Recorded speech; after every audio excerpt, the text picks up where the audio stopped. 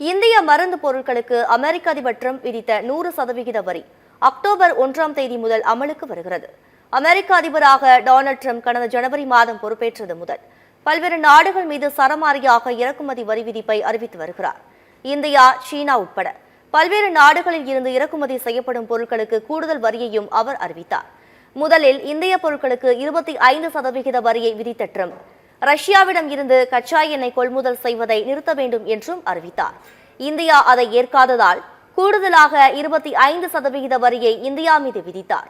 இதனால் இறக்குமதி செய்யப்படும் இந்திய பொருட்களுக்கு அமெரிக்காவில் 50% வரி விதிக்கப்படுகிறது.